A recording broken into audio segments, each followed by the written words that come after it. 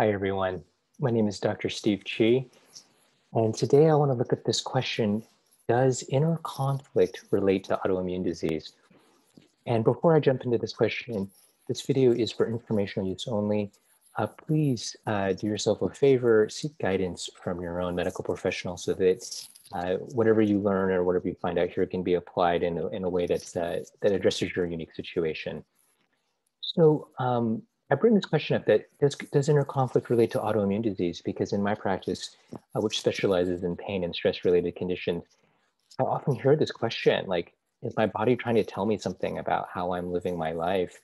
You know, especially when you consider autoimmune disorders where the body's immune system is attacking itself. And one of the questions that comes up is like, well, what would cause the body to do that? So I want to tell you about some research, and huge caveat to all of this information: this is not about blaming yourself, okay? Or saying that you've done something wrong. If you think you might do that, really, it's okay to not listen to this information, just turn this thing off. But if you're curious, I'm going to tell you about some research that was published in the Journal of Rheumatology. And it was done on a psychotherapeutic process called internal family systems. And I've been trained in this as well, but they used IFS, or internal family systems, on rheumatoid arthritis patients. So I did a training with Nancy Sowell, one of the original investigators of the study. And there was the typical profile of participants were Irish Catholic women from Boston. And this was the pattern that emerged.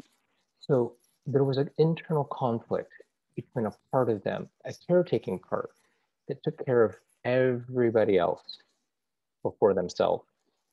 And again, I know that a lot of people can probably resonate with that, because there's a lot of that kind of caretaking often gets very positively reinforced by society and family, etc.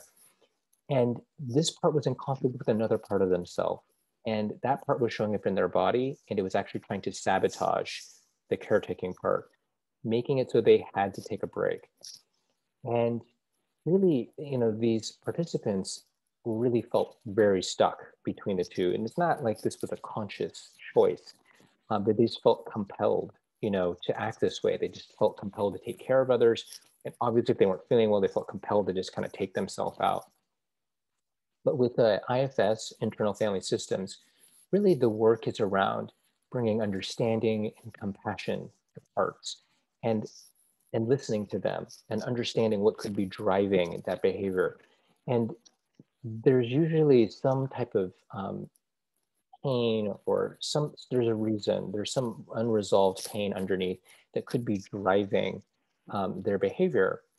And so an IFS is a way of resolving that and bringing it really to a place that's much where someone can be in a really open heart around that kind of relationship with those two parts of them, and of course in their body.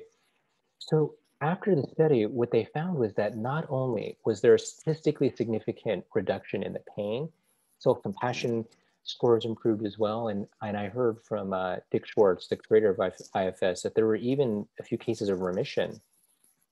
So this also plays out as well in my own clinical experience. I've seen this exact same dynamic of a conflict between this caretaking part that wants to take care of everyone else, even at their own expense, and really for people that they love very, very, very dearly.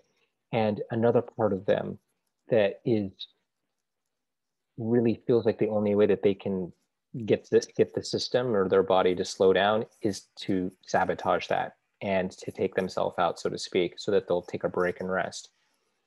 So what I find really kind of fascinating about this, you know, like many things in life, you know, if we can resolve, you know, the conflict within ourselves, you know, like if we've got like a conflict with another person and we can resolve the conflict inside of us around that person, we show up in a different relationship with them, and that can be a very healing dynamic with them. The same thing can apply if we can shift our relationship with our bodies as well, and that kind of a shift also can help our bodies to heal. So I thought this was really fascinating information, and I just wanted to share this with you all. Thank you.